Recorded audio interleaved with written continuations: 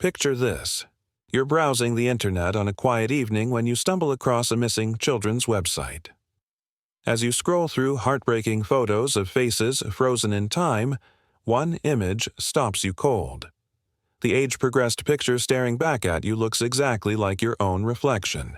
This isn't fiction. This is the extraordinary true story of Steve Carter, a 35-year-old Philadelphia software salesman who discovered something that would shatter everything he thought he knew about his life. In 2011, Carter was living a comfortable suburban existence with his wife, building a career, and contemplating starting a family of his own. He knew he was adopted. That wasn't a secret. But what he didn't know was that for over 3 decades he had been listed as a missing person. His biological father had been searching for him since he was just 6 months old. Before we dive into this incredible case that spans decades and thousands of miles, make sure to like this video and subscribe. This is a story that will stay with you long after it ends.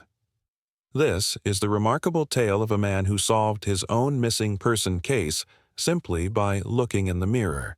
Our story begins in 1977 in the tropical paradise of Hau'ula, Hawaii, where 6-month-old Marx Panama Moriarty Barnes lived with his parents, Mark Barnes and Charlotte Moriarty. The baby boy had an unusual name that reflected his unique heritage, Marx Panama, a moniker that would become crucial to his identity decades later.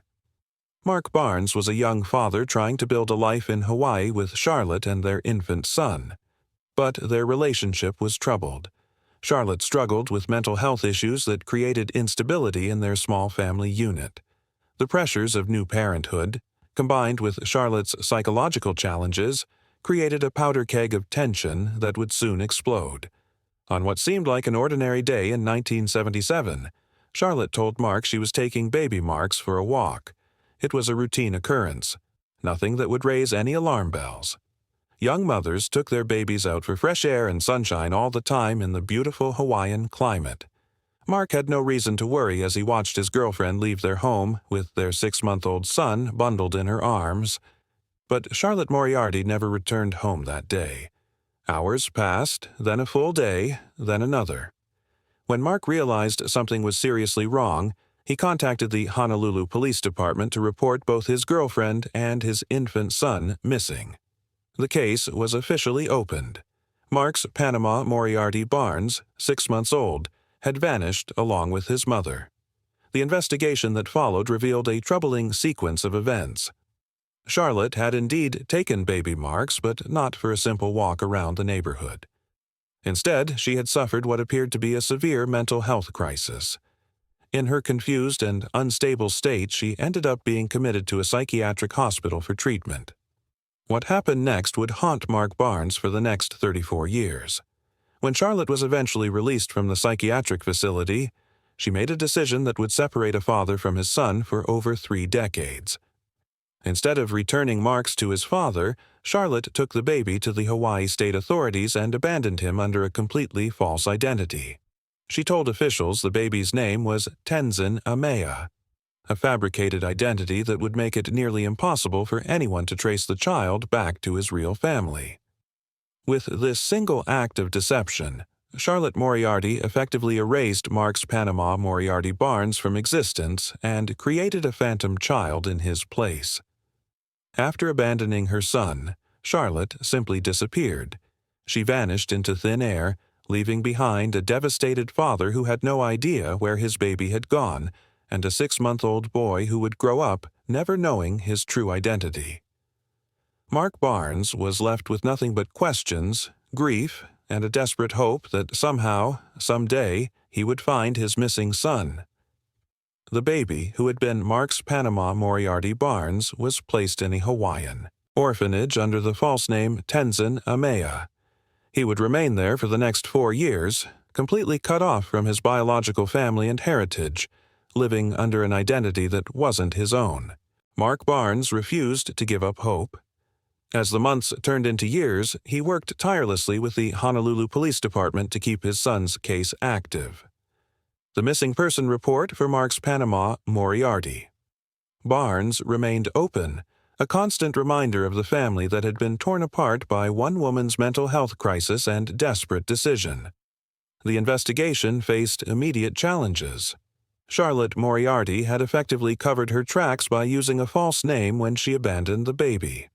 Police had no way of knowing that the child listed in state custody as Tenzin Amaya was actually the missing Marx Panama Moriarty Barnes they were searching for.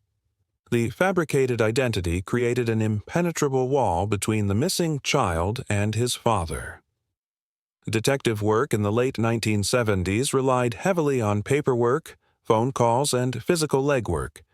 There were no computer databases to cross-reference, no internet to search, and no social media to track down leads. The case of Baby Marx became one of thousands of missing children files that filled police departments across the country. A heartbreaking statistic in an era when finding missing people was exponentially more difficult. Meanwhile, the child at the center of this mystery was living a completely different life. At 4 years old, the boy known as Tenzin Amaya was adopted by Steve and Pat Carter, a loving couple who renamed him Steve Carter. The adoption was processed through all proper legal channels, but nobody involved had any idea they were actually placing a long-missing child with a new family. The Carter family provided young Steve with everything a child could need: love, stability, education, and opportunity. They moved from Hawaii to the mainland United States, settling eventually in Philadelphia. Steve grew up knowing he was adopted, but he had no reason to question the circumstances or suspect that his adoption was anything other than a standard placement of an abandoned child. Back in Hawaii, Mark Barnes never stopped looking for his son. He worked with various missing children organizations, provided DNA samples when that technology became available, and kept Marx's case updated with new information as it emerged. The National Center for Missing and Exploited Children became one of his strongest allies in the search. As technology advanced, so did the tools available to help find missing children. The development of age progression software in the 1990s offered new hope for cases like Marx's. The National Center for Missing and Exploited Children began creating computer-generated images showing what long-missing children might look like as they aged.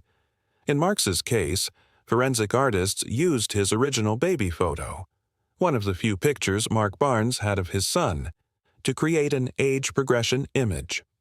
Using sophisticated software and their understanding of how facial features develop over time, they generated a picture of what Marx Panama Moriarty Barnes might look like as an adult man in his 30s.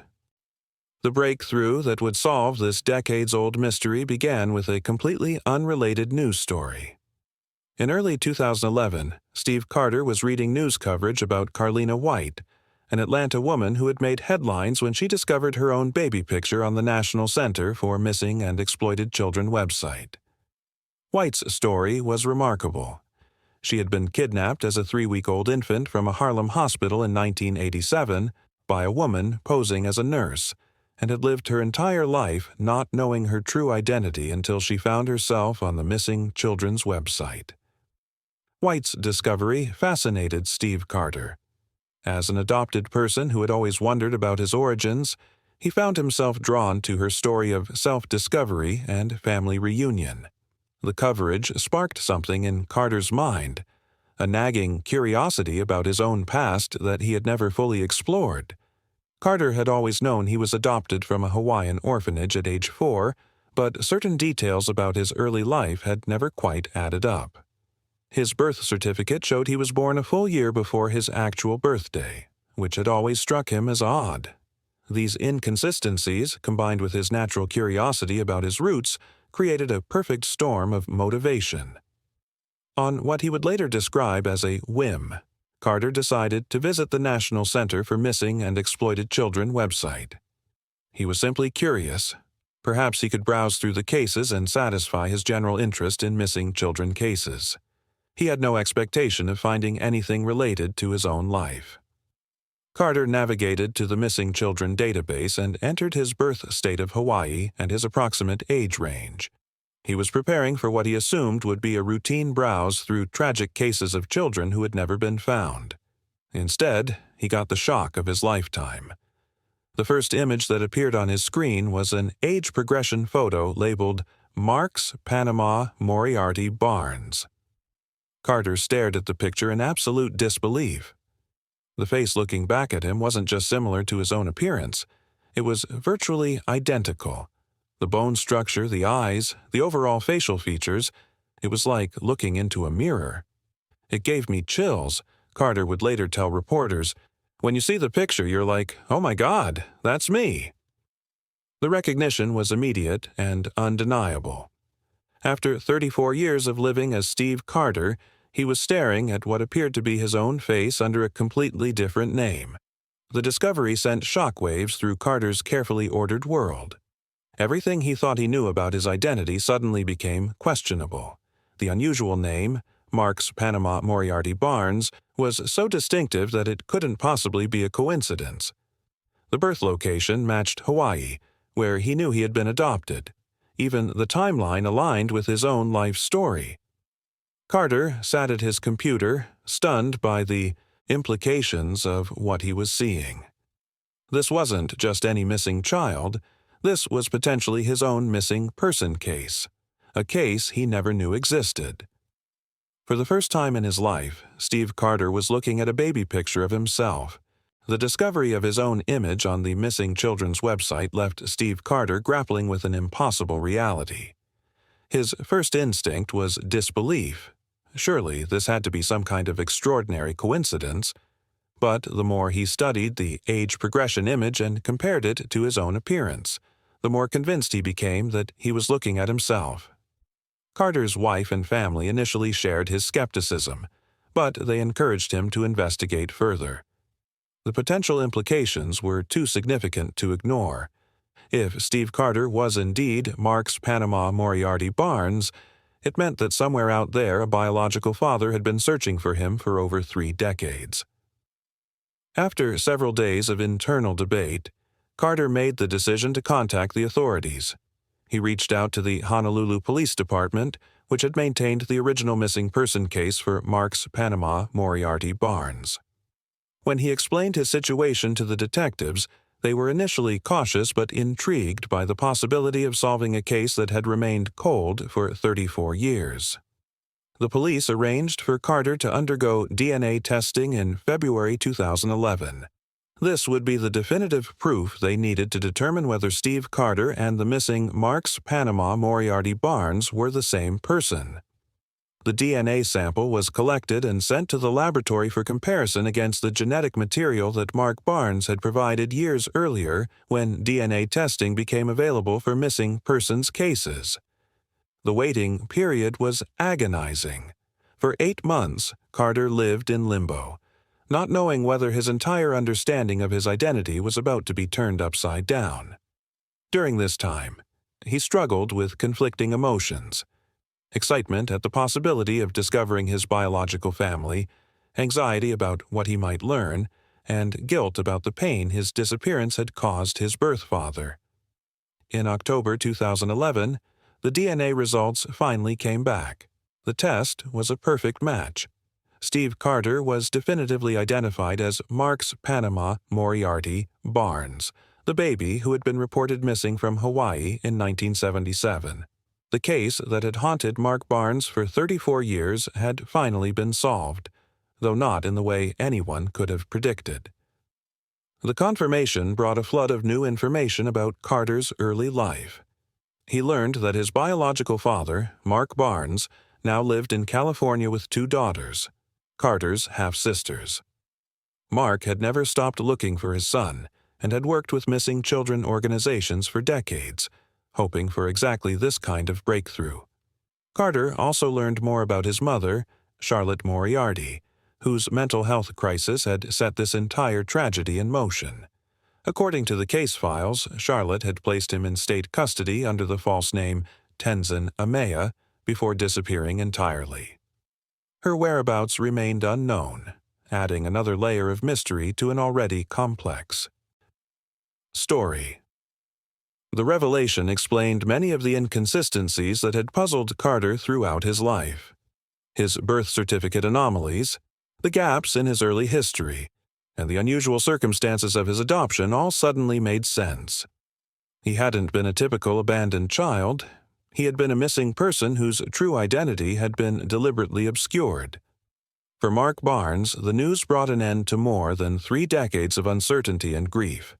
His son was alive, healthy, and had grown up to become a successful, well-adjusted adult.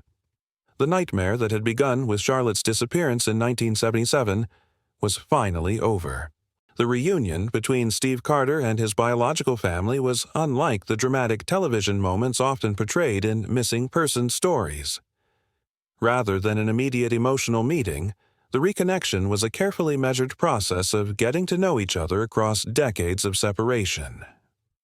In January 2012, Carter made his first contact with his biological father, Mark Barnes, and his half-sisters through phone calls. The conversations were surreal for everyone involved. Mark was speaking to the son he had lost as a 6-month-old baby, now a 35-year-old married man with his own life and career. For Carter, he was meeting a father he had never known existed, and sisters he had never imagined having. "They knew I had been located, but they were very surprised," Carter recalled about those initial conversations. It was a lot to digest. The family members approached their reunion with cautious optimism, understanding that rebuilding relationships after such a long separation would require time and patience. Carter learned that his half-sister had been instrumental in keeping his case alive. She had contacted the National Center for Missing and Exploited Children and urged them to create the age progression image that would ultimately lead to his identification. Without her persistence and advocacy, Carter might never have discovered his true identity. The resolution of Carter's case had broader implications for missing children investigations. His story demonstrated the power of age progression technology and the importance of maintaining active missing person cases even after decades had passed. The National Center for Missing and Exploited Children highlighted Carter's case as a success story that proved their methods could work even in the most challenging circumstances. Carter's adoptive parents, Steve and Pat Carter, were supportive throughout the entire process. They had provided him with a loving home and stable upbringing, and they understood his need to explore his biological roots. The discovery of his true identity didn't diminish the family bonds he had formed with his adoptive family. Instead, it expanded his understanding of family to include both his chosen and biological relatives. The case also brought attention to the ongoing mystery of Charlotte Moriarty's disappearance. Despite extensive searches and investigations, Carter's biological mother remained missing. Her mental health crisis in 1977 had set in motion events that separated a family for over 3 decades, but her own fate remained unknown. Law enforcement agencies used Carter's case as an example of how modern technology could solve cold cases that had seemed hopeless. The combination of DNA testing, age progression imaging, and Internet databases had created new possibilities for reconnecting missing persons with their families. For Carter himself, the resolution brought both closure and new questions. While he had found his biological family, he still wanted to understand the 3-week period between his reported disappearance and his arrival at the Hawaiian orphanage, a gap in his story that remained unexplained. The story of Steve Carter's self-discovery represents one of the most remarkable missing person cases in modern history.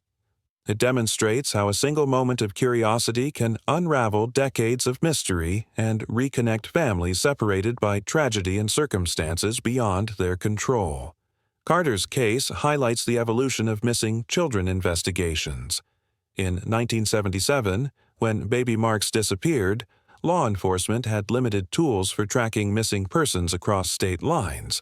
The lack of centralized databases and communication systems meant that a child could vanish into the foster care system under a false identity with little chance of discovery. Today's technology, DNA testing, computer databases, age progression software, and the Internet has revolutionized the field and created new hope for families of the missing. The human impact of this story extends far beyond the technical achievement of solving a cold case.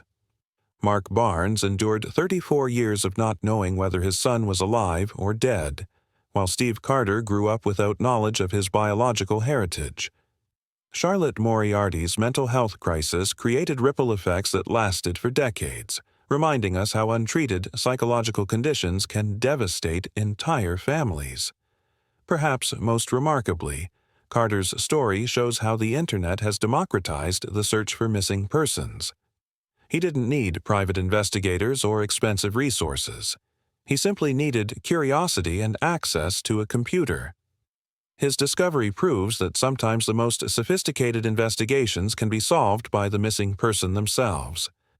The case also underscores the importance of organizations like the National Center for Missing and Exploited Children, which maintain hope and continue searching even when cases seem hopeless.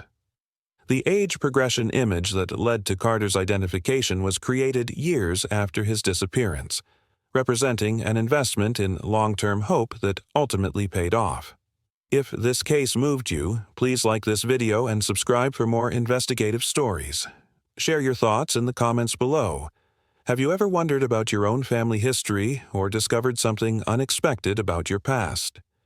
Steve Carter's journey from Marx Panama Moriarty Barnes back to himself reminds us that identity is both fragile and resilient, and that sometimes the most incredible discoveries are just a click away. In a world where so many missing person cases remain unsolved, his story stands as a beacon of hope that families can be reunited, even across decades of separation.